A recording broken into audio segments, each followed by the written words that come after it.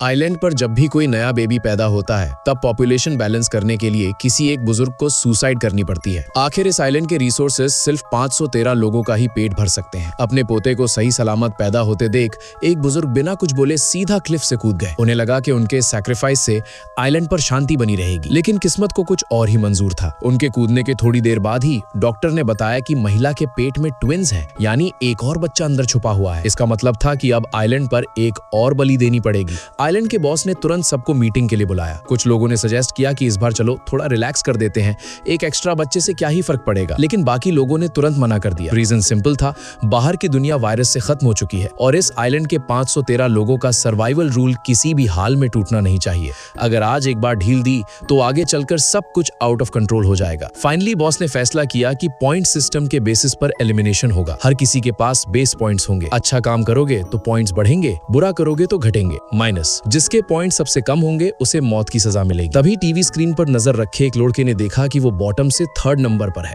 ये देखकर उसकी फटके हाथ में आ गए। अगर वो सिलेक्ट हो गया तो उसे समुद्र में डुबाकर मार दिया जाएगा। उसका दोस्त एक ब्लॉन्ड बालों वाला लड़का यानी येलो हेयर उसे बोला कि टेंशन मत ले, क्योंकि उसकी माँ ही आइलैंड की बॉस है और वो पक्का उसका स्कोर बढ़ाने में हेल्प करेगी। अगली सुबह बॉस ने अपने बेटे के दोस्त के लिए एक स्कीम निकाली। उसने लड़के से कहा कि अपने हाथ का एप्पल दूसरों में बांट दे।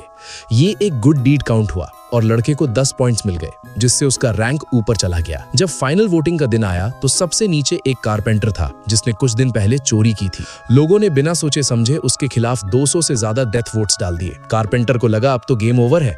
तभी उसकी वाइफ ने बीच में आकर एक धमाकेदार राज खोला। उसने बताया कि बॉस का बेटा अपनी पावर का फायदा उठाकर उसे ब्लैक रूम में ले जाता था और अगर वो मना करती तो उनके घर का राशन कटवाने की धमकी देता था। येलो हेयर वाला लड़का पहले तो हंसने लगा और बाकी लोग भी थोड़ा डाउट में थे, लेकिन तभी एक एक करके और भी औरतें खड़ी हुई और उसके घिनौने कामों की पोल खोल दी। अब येलो हेयर वाले के होश उड़ गए। वो भागकर अपनी माँ के पास गया, लेकिन पूरे गांव की नजरों के सामने बॉस के पास कोई बहाना नहीं बचा था। मजबूरी में उसे अपने बेटे के खिलाफ वोटिंग करवानी पड़ी और रिजल्ट में 400 से ज्यादा लोगों ने उसे मौत की सजा सुना दी। अब उसका बचना नामुमकिन था, पर एक माँ होने के नाते वो अपने बेटे को मरता नहीं देख सकती थी। इसलिए उसने उसे बाहर की दुनिया में एग्जाइल यानी देश निकाला करने का फैसला किया। क्योंकि बाहर वायरस फैला हुआ था तो एग्जाइल का मतलब मौत ही था। बॉस का ये डिसीजन सुनकर विलेजर्स शांत हो गए। रात के सन्नाटे में बॉस चुपचाप जेल गई और पुलिस चीफ की गोल्ड चेन अपने बेटे को दे दी ताकि वो शहर में जाकर किसी तरह सरवाइव कर सके। अगली सुबह आर्म टीम उसे आइलैंड से बाहर ले गई। जाते जाते भी उस बदतमीज लड़के ने कारपेंटर की नाक पर सिर मारकर तोड़ दी। साफ दिख रहा था कि उसे कोई पश्चाताप नहीं है। लेकिन जब उनकी बोट तबाहशुदा शहर रूइंस में पहुंची